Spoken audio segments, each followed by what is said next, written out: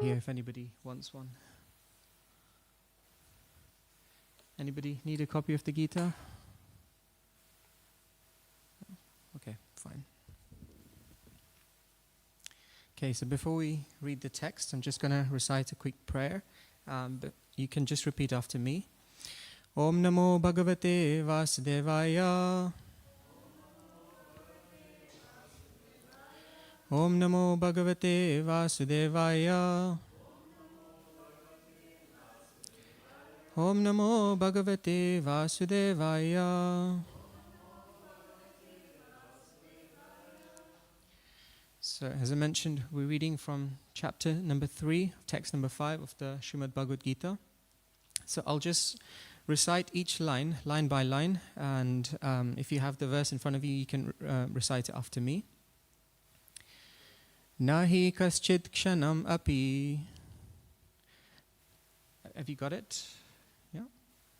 Would you like to repeat after? I'll start again. Yeah. No worries. Nahi kaschit kshanam api jatu tishtatya karma krit karyate hi avasha karma sarva prakritir jair gunair nahi kaschit kshanam api jatu tishtatya karma krit karyate hi avasha karma sarva prakritir jair gunai. One last time. Nahi kaschit kshanam api jatu tishtatya karma krit karyate hi avasha karma sarva prakritir jair gunai. Would anyone like to give that a go? No obligation. Anyone feeling brave? D?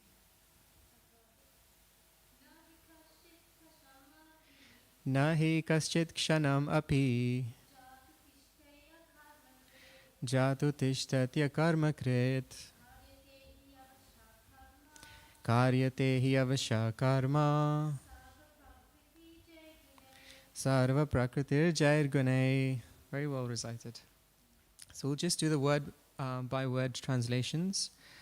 And again, you can just repeat after me. Na, nor, he, certainly, kaschit, anyone, kshanam, a moment, api, also, jatu, at any time, tishtati, remains, akarmakrit, without doing something, karyate, is forced to do, he, certainly, avashaha, helplessly, karma, work, sarvaha, all, prakritir jai, born of the modes of material nature, gunahi, by the qualities. Translation and purport by His Divine Grace, A.C. Bhaktivedanta Swami, Srila Prabhupada. Srila Prabhupada ki jai. Everyone is forced to act helplessly according to the qualities he has acquired from the modes of material nature. Therefore, no one can refrain from doing something, not even for a moment. Just repeat that one more time. Everyone is forced to act helplessly according to the qualities he has acquired from the modes of material nature. Therefore, no one can refrain from doing something, not even for a moment. Then the purport. It's relatively short, so I'll read the whole thing in one go. It is not a question of embodied life, but it is the nature of the soul to be always active. Without the presence of the spirit soul, the material body cannot move. The body is only a dead vehicle to be worked by the spirit soul, which is always active and cannot stop even for a moment. As such, The spirit soul has to be engaged in the good work of Krishna consciousness.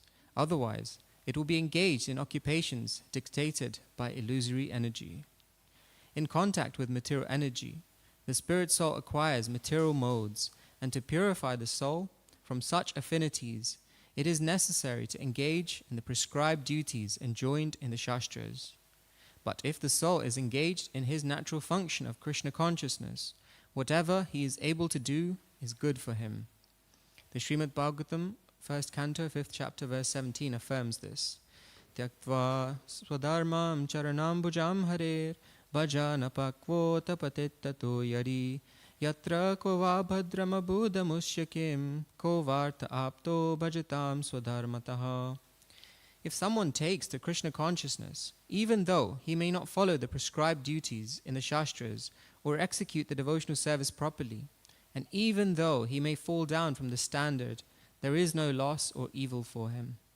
But if he carries out all the injunctions for purification in the Shastras, what does it avail him if he is not Krishna conscious? So, the purificatory process is necessary for reaching this point of Krishna consciousness.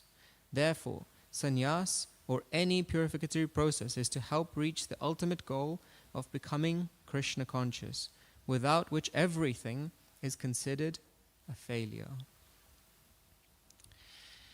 So before we share anything, I'll just request the prayers and blessings of the previous acharyas and all the assembled Vaishnavas.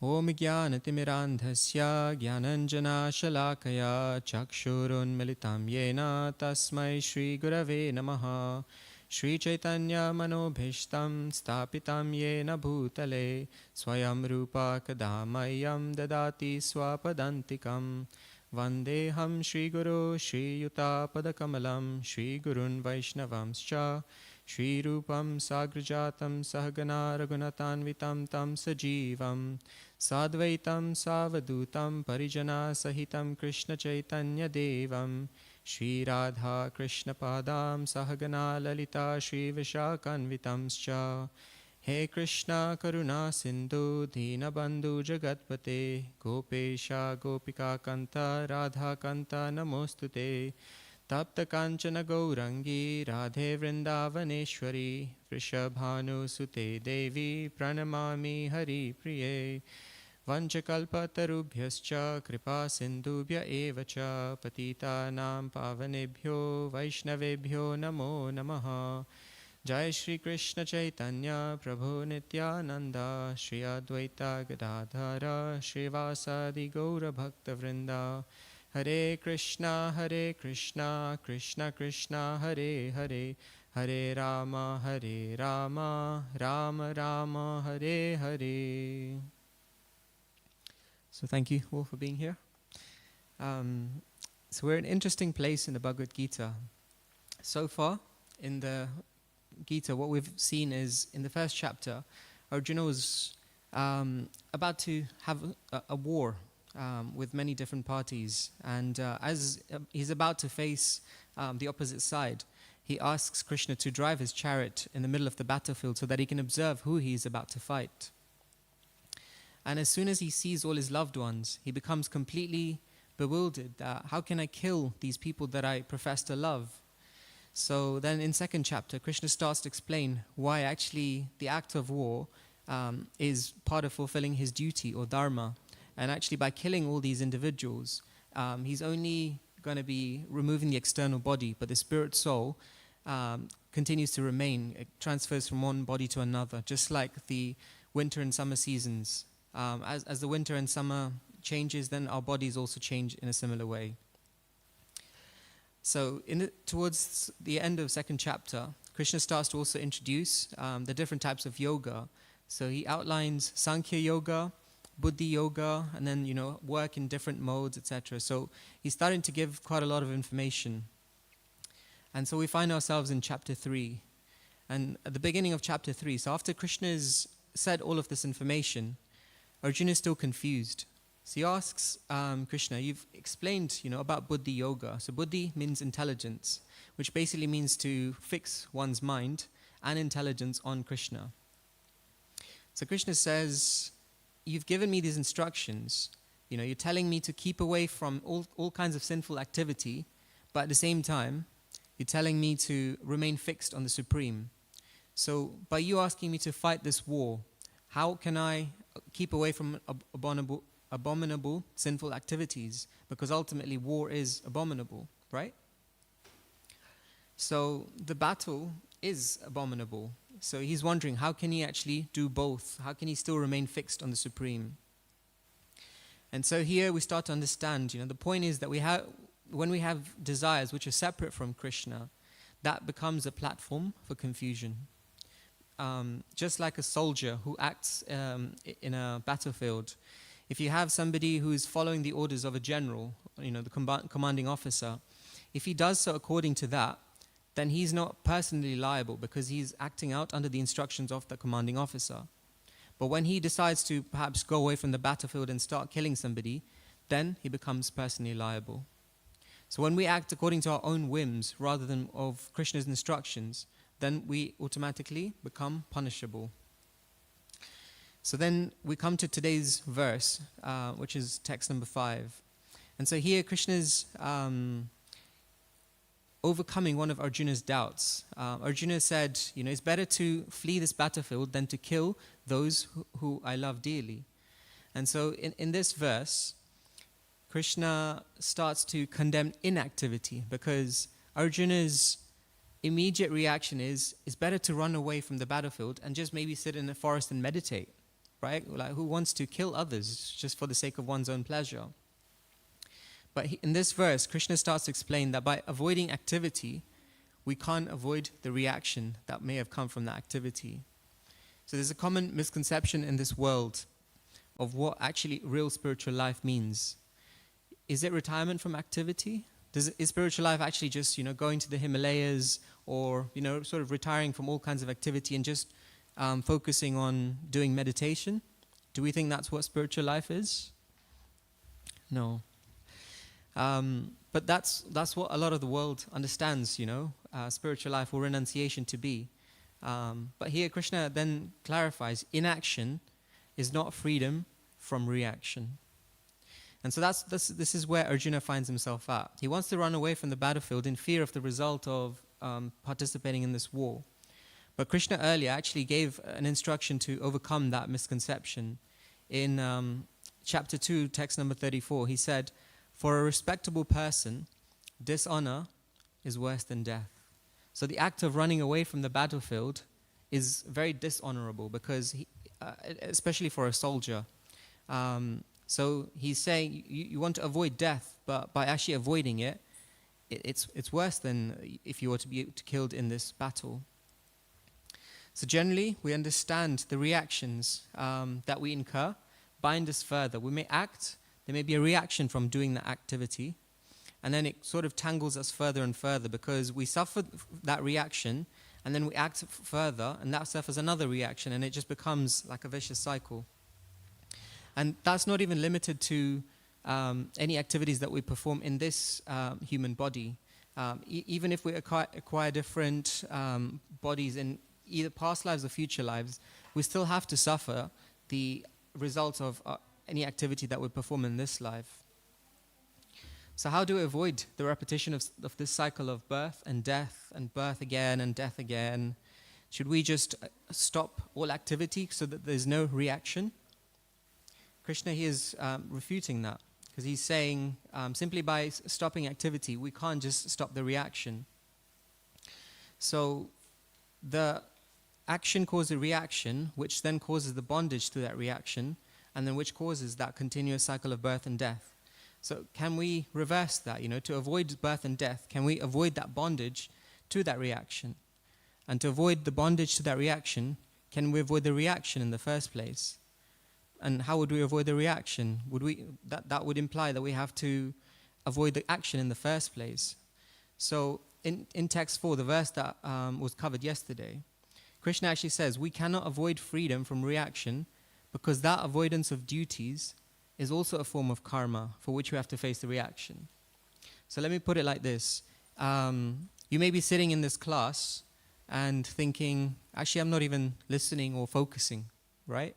but you're still thinking about something else. Like your mind might be distracted with something else.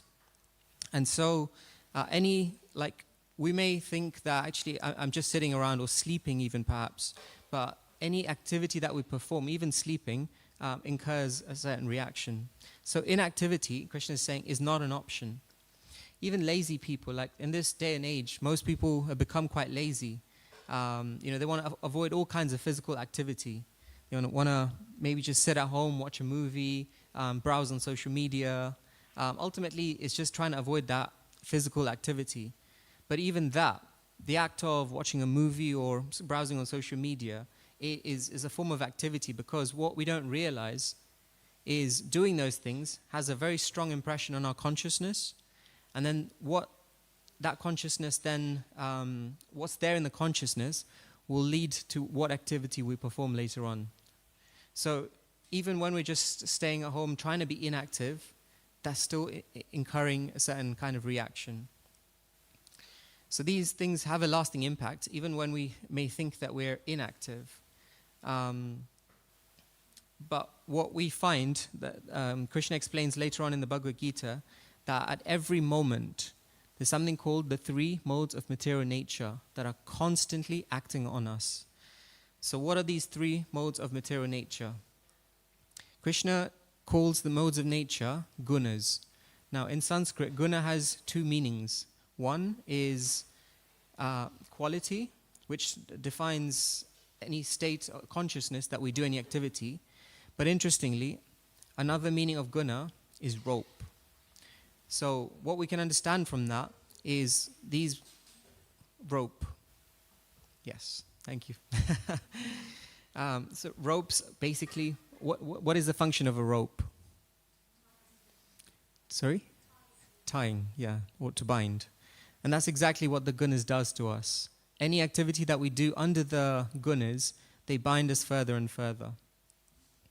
So why should we not try to stop trying to do our karma or some kind of activity? So Krishna here explains there's two results that is not going to prevent us from acting. So even if we want to stop acting, Krishna says you can't, because even like I was mentioning, even if you want to just sit and, become dull-headed just by mindlessly scrolling on the internet, you're still acting. So the nature of the soul is to constantly act. And whatever activity we perform, that's not going to free us from the reaction. So that's one of the key reasons why there's no point trying to stop doing our activity. So what should we do instead? Krishna explains that we have to act according to the understanding that what is it, the activity I'm doing is going to impact me. So if I go, say, to a nightclub, there's a certain kind of consciousness in that environment. There's loud music, there's people who are intoxicated. All of those kind of things have a strong impact on the consciousness, but in a negative way. Now, if you were to come, say, to the temple, there's a very peaceful, hopefully you'll agree with this, that there's a very peaceful environment here, and it's very conducive for performing any kind of spiritual activity.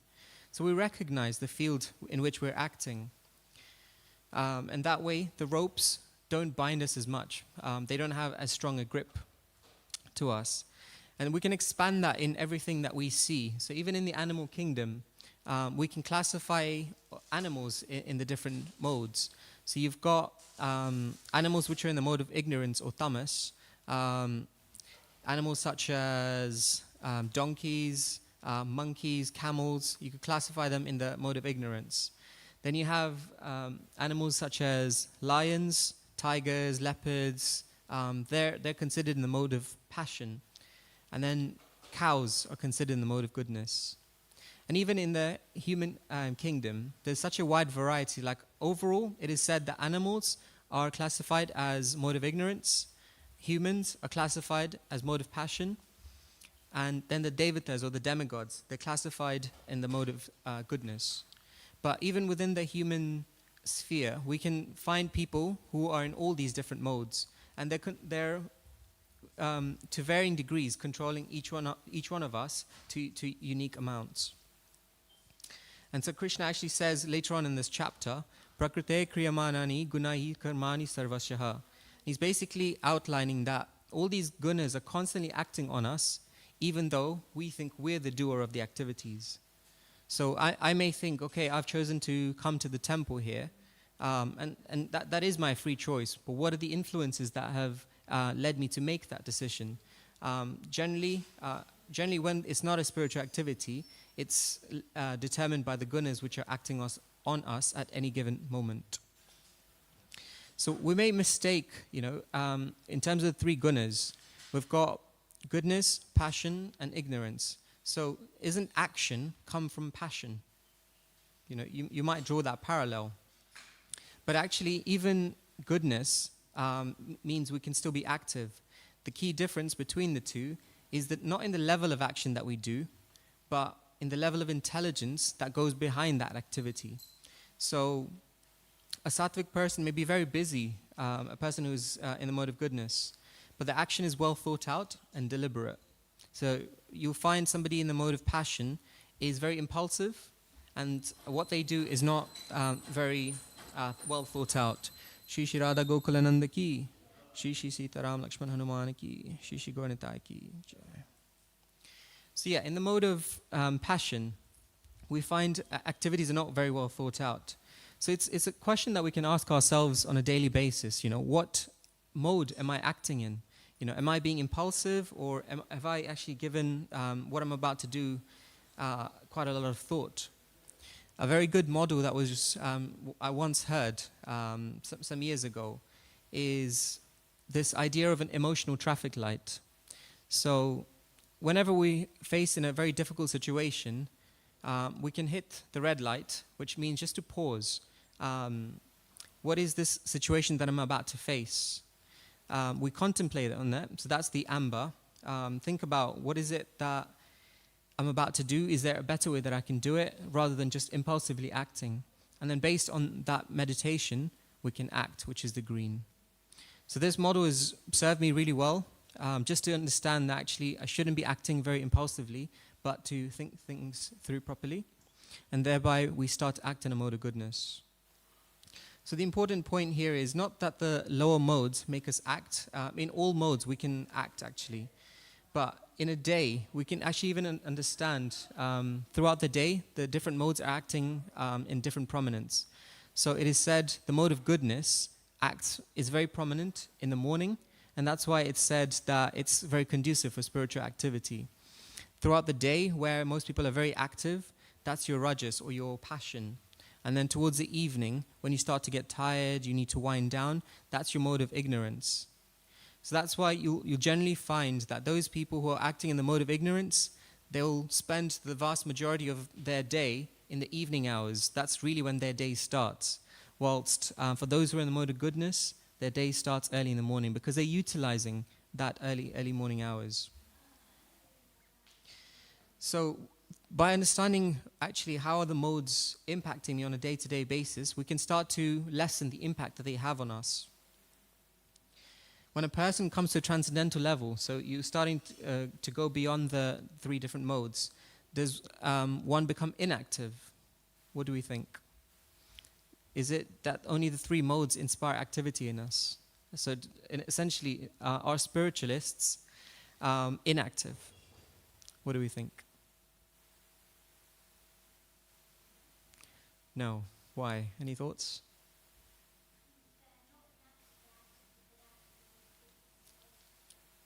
Right.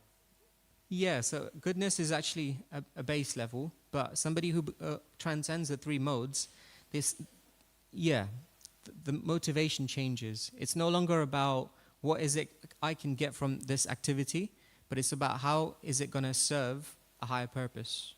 So that's when we start to go beyond the three modes of nature. So in the path of yoga, advancement is not considered in giving up work, but in the quality of one's actions. So like I was saying, the motivation changes when we start to rise above the modes. So because the soul is constantly active, that's the nature of the soul. The Vedas actually prescribe duties to perform, which purifies the consciousness of the doer. So even if one is in intelligence or in jnana, one may practice renunciation properly, but then we can find that we can go beyond that. So even, like I was saying, when we start to act from a level of intelligence, we start to loosen the knots of the modes. But we can go even beyond that level of intelligence, and that's where bhakti comes in. So the process of bhakti is superior to jnana or karma. One may be perfectly carrying out his duty, but someone else doing what they do with devotion will be considered superior, because they're acting, like taking back to the example of the soldier who's acting because of the commanding officer. So when we act according to Krishna's instructions, actually we don't incur a reaction. And there's many examples of this in the scriptures. There was a story of the Brahmana. A Brahmana is basically someone in the priestly order. And the prostitutes, they used to live next to each other. So you can imagine the duties of the Brahmana is basically to study the Vedic scriptures, to share this knowledge with others, to perform sacrifices, the yagyas, all these kind of things. There's something called the shatkarmas. There's basically 6 primary things that a Brahmana is supposed to do. So this Brahmana was performing all these activities in a very nice way. And the prostitute, of course, engaged in a not so pleasant activity.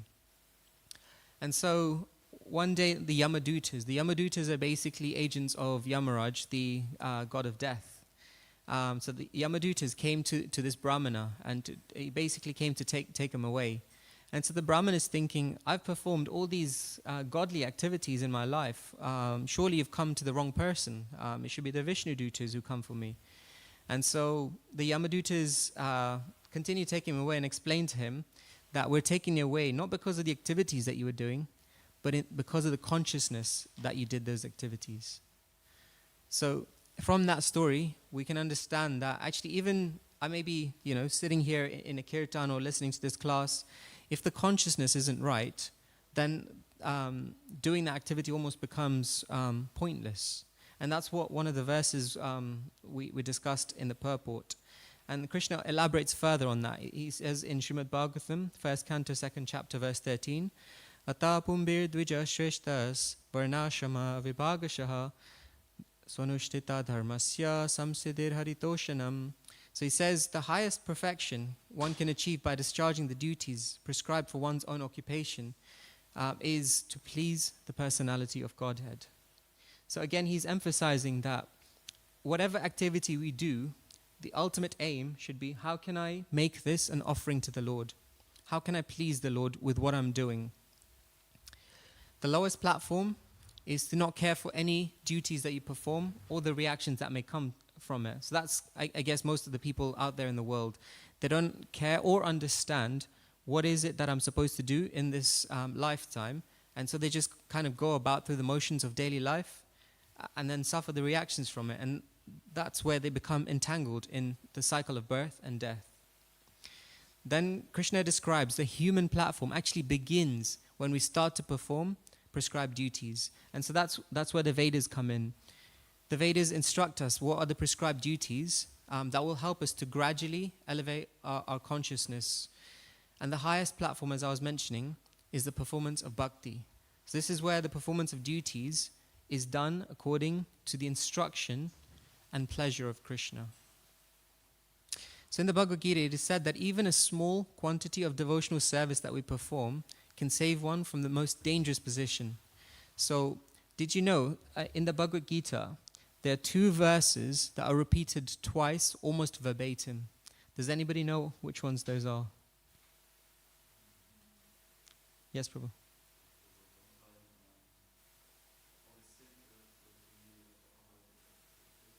Yes. Yes. So that's one of them. Krishna says, offer obeisances to me, pay homage to me, and through this you will come to me. So he repeats that in the 9th chapter and also in the 18th chapter towards the end. But there's another verse he also repeats almost verbatim twice. Yes. To do your duty imperfectly is better than to do someone else's duty even perfectly. And so we can see that actually because Krishna is repeating these instructions twice, it has to be very important. And so why am I giving you this example? just even by doing our duty imperfectly, if we can make that an offering, then that's going to really save us. And again, there are many examples in Shastra that attest to this. So the story of Ajamil is one of them. In his early life, Ajamil was very saintly. He would perform all his duties very nicely, but at some point, he was wrongly influenced. And then so he started performing all sorts of abominable activities. He got together with a prostitute, and all his activities then suddenly flipped. And it wasn't until the end of his life that he was saved by the Lord by dint of the devotional activity they had performed right at the beginning of life. Another example is of Bharat Maharaj. He was obliged to take birth as a stag due to his intimate attachment to the stag that he found by the river. Now, again, he was somebody who was performing all his devotional activities beautifully, like you could not fault him. But just by attachment to the stag, that's what he ended up remembering at the end of his life. So he had to take birth as a stag. But then, ultimately, because of his devotional activity, Krishna ensured that even when he became a stag, he still remembered the incident of his previous birth, which was the activities that he performed. Another example was of Chitraketu. He also fell down because of offenses to the lotus feet of Lord Shiva. But because he had also performed some pious activity, then that saved him. So we can understand, in spite of all of this, the stress is given here to surrendering unto the lotus feet of the Lord, because even when we perform whatever activity imperfectly, even when there's a chance of falling down, ultimately, one never forgets the lotus feet of the Lord. And in one purport that I read, it was basically very, very reassuring. It said, once engaged in the devotional service of the Lord, one will continue the service in all circumstances. So I find that very reassuring, because, of course, that shouldn't give us a license to then, perform all sorts of frivolous activity. But the Lord assures us that if by mistake, if by chance, something happens in our devotional practice, ultimately He will hold on to us and never let us fall away. So coming back to this verse, the soul, we understand, therefore has three options, and these are related to three types of karma. We can either perform sinful activities and not worry about the scripture, and that will result, like I was saying, in taking birth, death again and again, and just continuing in that cycle. And this relates to the type of karma called vikarma. Then we can choose to perform the prescribed duties and make gradual progress in the process of self-realization. So this is what's defined as the second type of karma, which is called karma. And best of all is when we do intelligent activity, and that's basically taking to the process of bhakti, and that does not actually incur any karma. That type is called akarma, which is, akarma means without any reaction. So the Atma can act in any one of these three ways, but we have to choose. How are we going to act? Are we going to act, just continue in the way that we might have throughout all of our lives? Are we going to start performing prescribed duties in the way that the Vedas describe? Or are we going to perform bhakti in a way that does not give us any reaction? And that way, we can actually break the cycle of birth and death. So, the choice is ours. However we want to act, we will get the consequences of our activity. But instead of inaction, can we turn our work as worship? How can we basically come to that third platform where we're doing bhakti, even though we may be doing our regular activities? So His Holiness Swami Bhagavan Keshav Swami highlights basically three ways that we can turn our work into worship. So he says, in the day-to-day things that we perform, we have to ask ourselves the 3 R's formula. The first, is the work that I'm doing righteous? So we don't engage in things which are dishonest, exploitative, the things that will generally incur some kind of negative reaction. The second R is results. So can we dedicate the fruits of our work to God? And there's many different ways we can do that. So from our jobs that we perform, we can offer the remuneration to the Lord. We may have some special knowledge or skills or influence through our work, or even if it's voluntary work or things that we do. Can we utilize those things, the results of those, to the Lord? We won't find perfection, but we can minimize harm. And the third R is remembrance. So just like a newly wedded couple are wrapped in thought of each other, even when separated, can we make a conscious effort to remember Krishna on a daily basis? So again, there's many different ways that we can try and remember Krishna in our daily activities. Whether that means, if I'm sat in my office job, can I have a picture of Krishna as my screensaver? Can I change my passwords to one of Krishna's names? There's so many different ways, hearing spiritual music in the background. All of these don't require us to make any macro changes in our lives, but it just subtle things that start to help us to overcome the kind of flow that we're used to in the way that we've been brought up. So I've always found these 3 R's a very practical way that we can try and apply this transformation from work into worship. So just to summarize, we discussed we cannot stop acting just because we may fear the reaction. Like Arjuna said, I don't want to fight this battle because that's going to end up me killing these people, and I don't want to do that. But that inactivity is not going to stop that reaction. So even when we're so-called inactive, we're still incurring some kind of karma. And even if you want to stop, we cannot, because the nature of the soul is to act. If I want to just sleep, I'm acting. If I want to browse through social media, I'm acting. And all of these things have an impact on our consciousness. So instead, act with intelligence, understand the impact that the activity that I'm doing is going to have on me, which mode am I doing it? Can I utilize the modes throughout the day? How can I use it to my advantage? And ultimately remembering that the highest platform of activity is bhakti, because that is what's going to carry us beyond this life. And finally, we discussed the 3 R's of how we can turn our work into worship. First one was, let's see if we were listening. What were the 3 R's? Anybody want to try and remember them? Yes. Righteousness. Let's see if others remember them.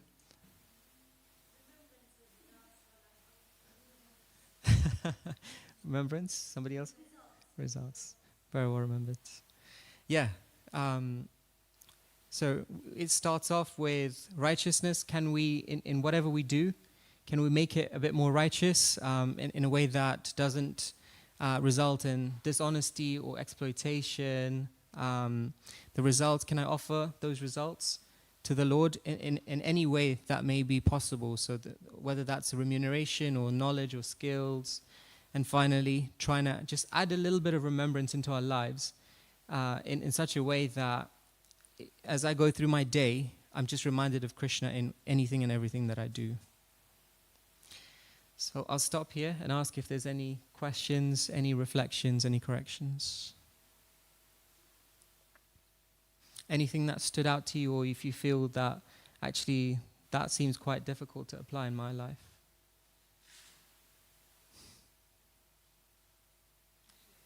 Yes.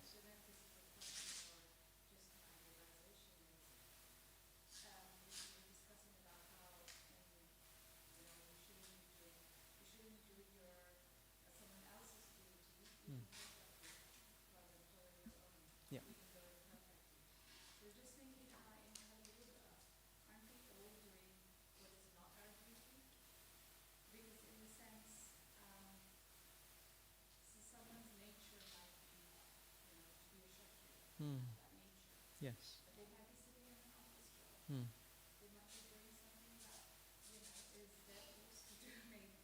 Yeah.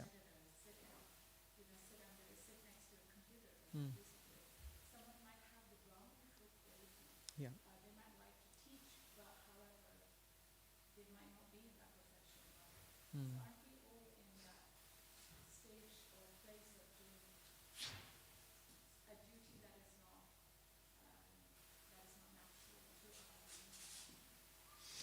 Yeah, it's a good question. So just to repeat it for the benefit of those who might be listening in online, you're saying, isn't everybody in today's day and age not doing our duty? Because regardless of what nature we may have, whether that's a Kshatriya nature or Brahminical nature, a lot of the times we find people are actually not performing their jobs or daily activities according to that nature.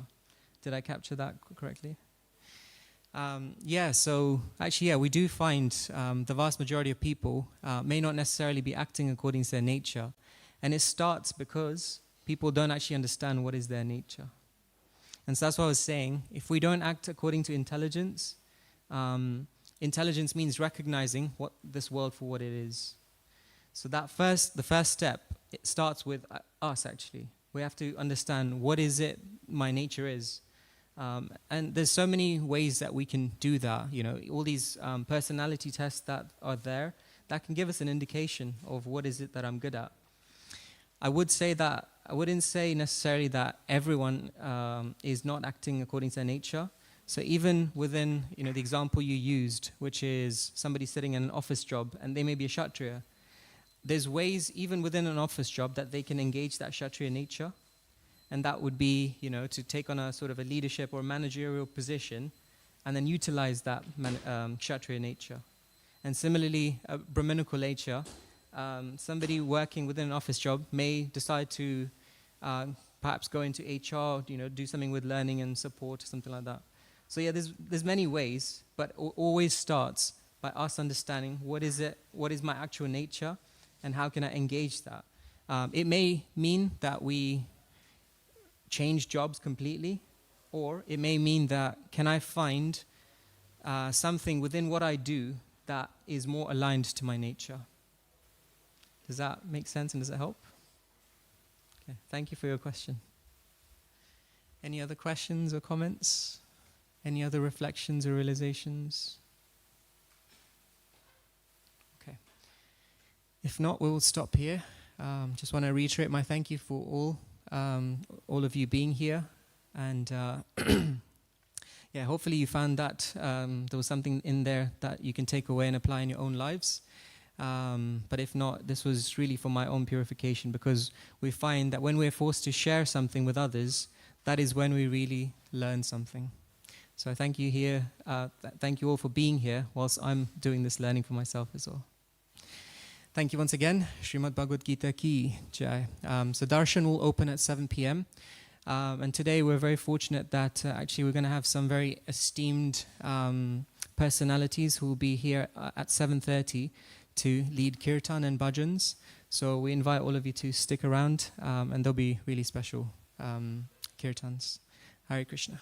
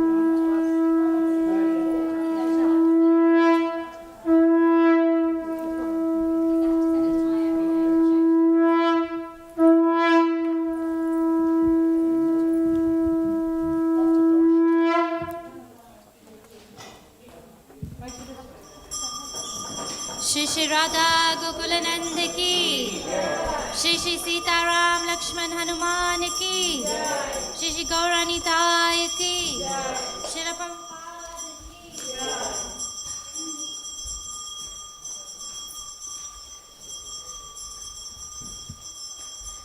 Jaya Jaya Gaurachande Arati ka shobha.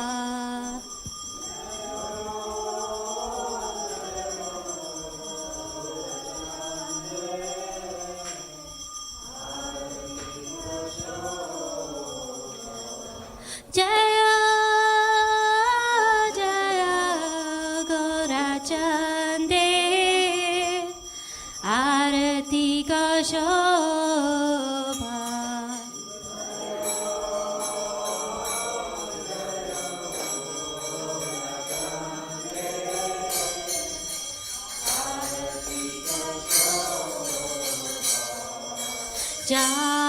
Janavi tatavane jagamanalobha.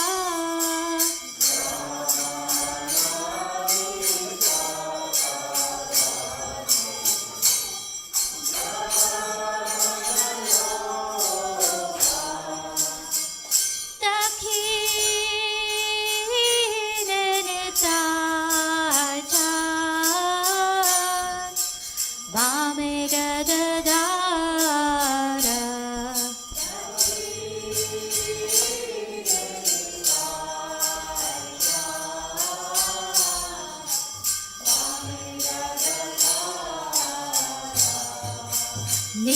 Nikate Advaita Srini Vasachhatradhara.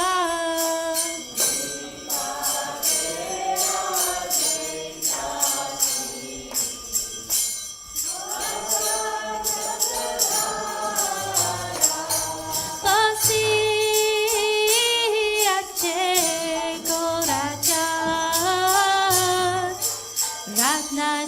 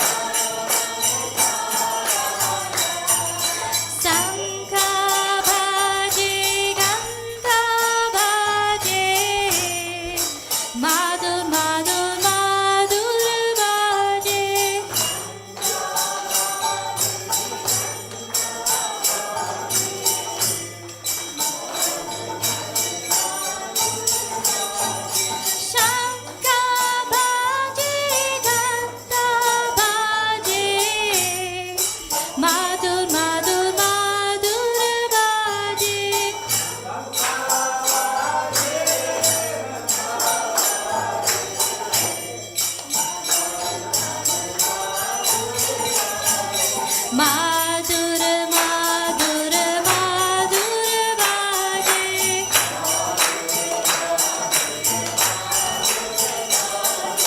마두르 마두르 마두르 바제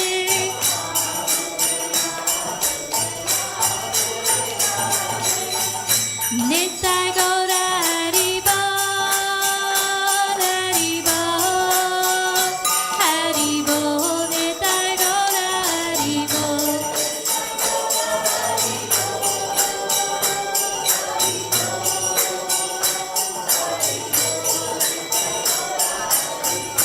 니타이 고라리보 라리보 하리보 니타이 고라리보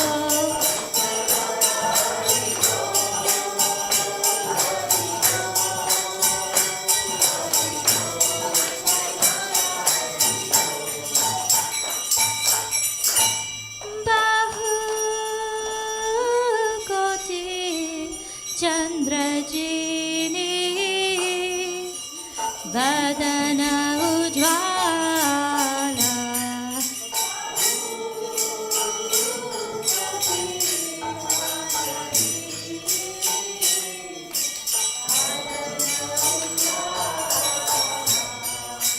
गाला देसे बनमाला कोरी जलमाला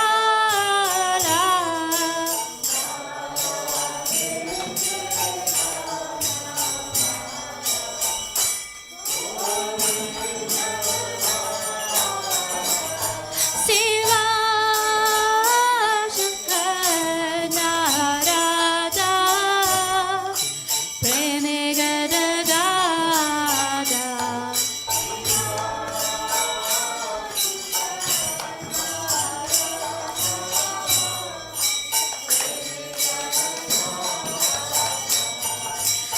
भक्ति विनोदा देखे कोनार संभारा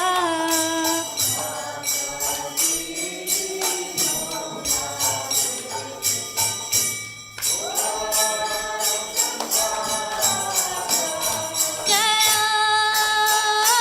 जय गोरचंदे आरती का शोभा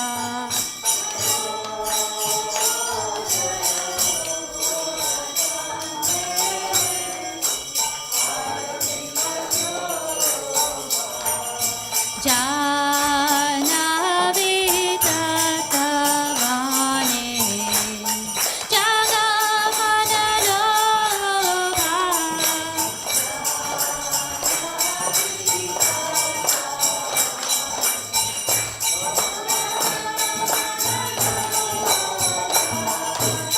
गौरंगी आरती का शोभा जग Jagman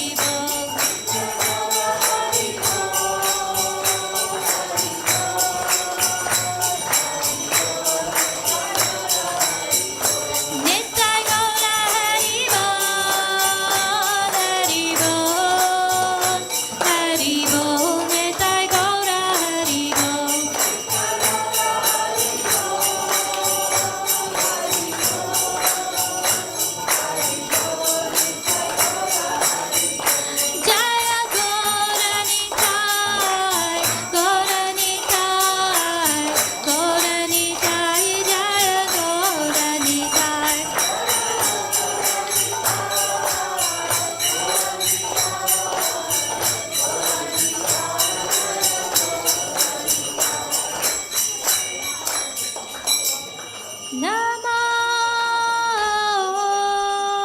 Vishnupadaya Krishna Prasthaya Bhutale Srimati Bhaktivedanta Swami Iti Namine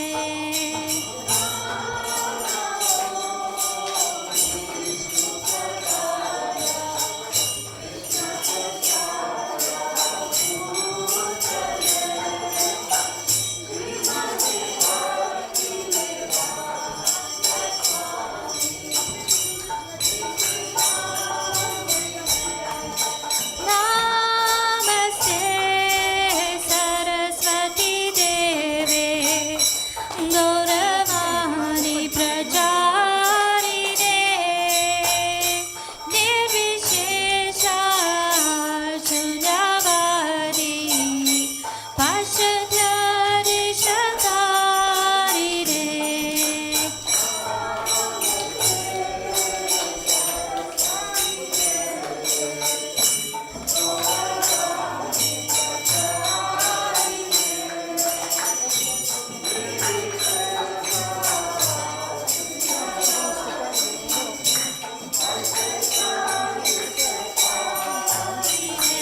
Jai Shri Krishna Chaitanya Prabhu Nityananda Shri Advaita Gadadhar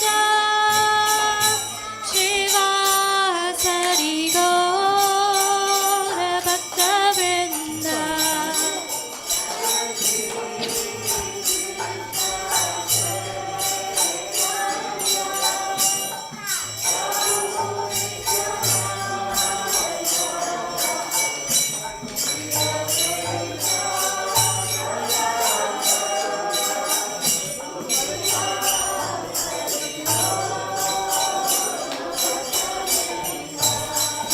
Jai Shri Krishna Chaitanya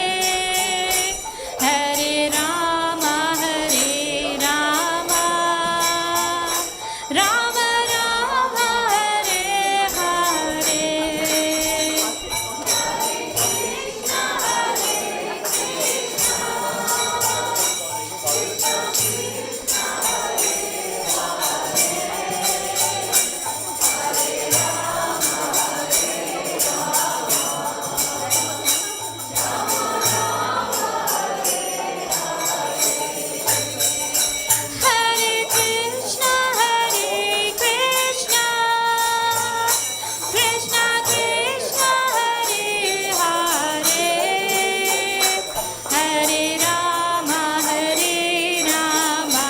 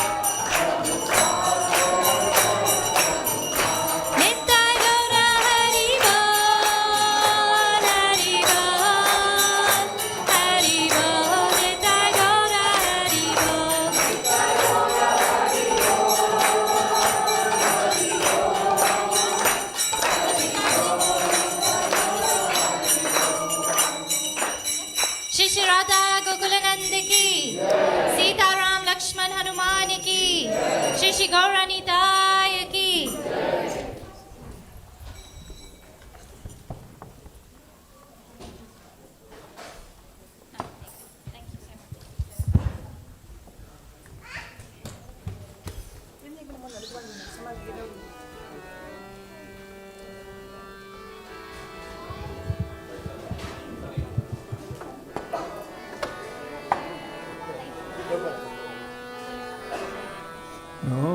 Namaste Narasringaya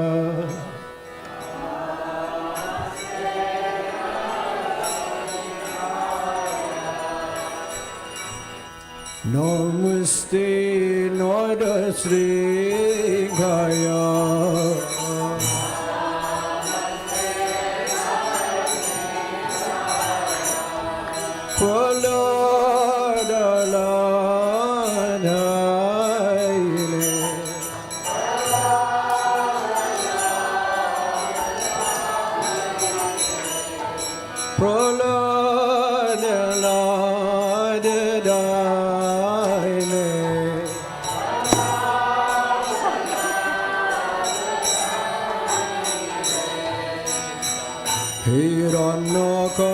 Hiranyakashipu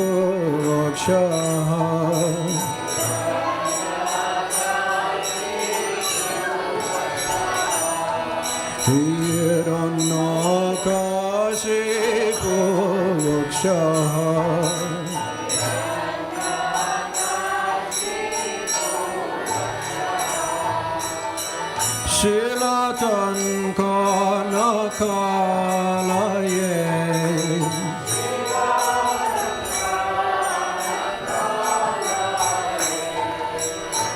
Shilatan Kanakalaye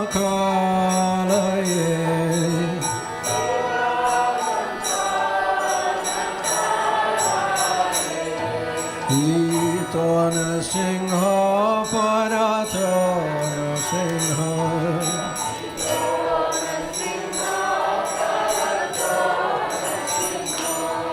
Itana Singha Paratana Singha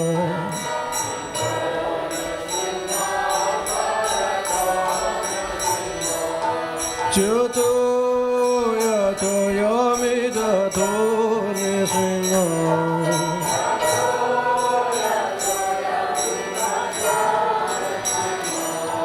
Yato Yato Yamida Tone Singha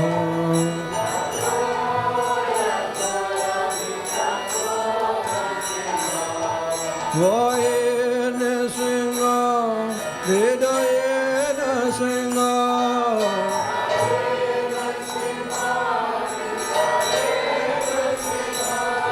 Vahe Nasinga Dedaye Nasinga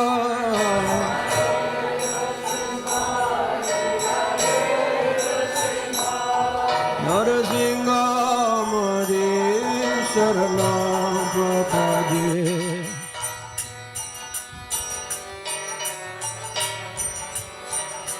Narasinga Madi Saranam Prapade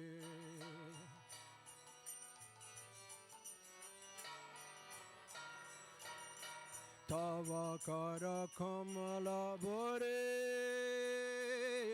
Nakam Adbhuta Sringam Dalita Hiranyakashipu Tanuvringa Kishodrita Narahari Rupa Jai Jagadisha Hare Jaya Jagadisha Hare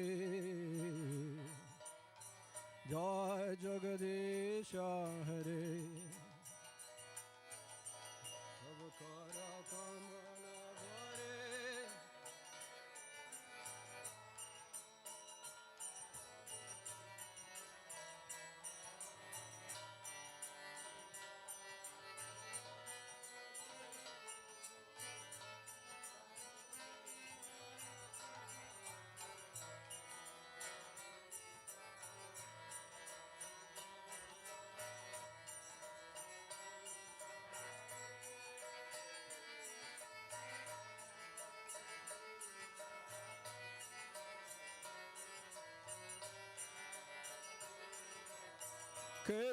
কেশবদ্রীতা নর হরে রূপ জয় জগদীশ হরে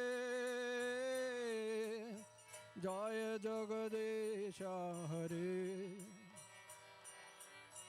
জয় জগদীশ হরে হরি বল কেশবদ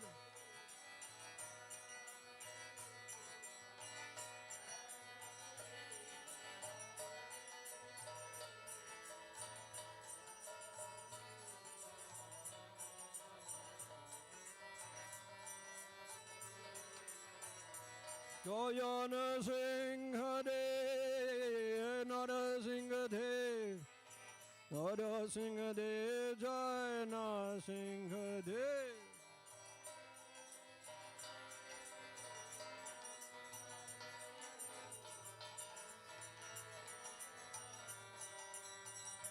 জয় প্রহ্লাদ মহারাজ জয় প্রহ্লাদ মহারাজ জয় প্রহ্লাদ মহারাজ জয় প্রহ্লাদ মহারাজ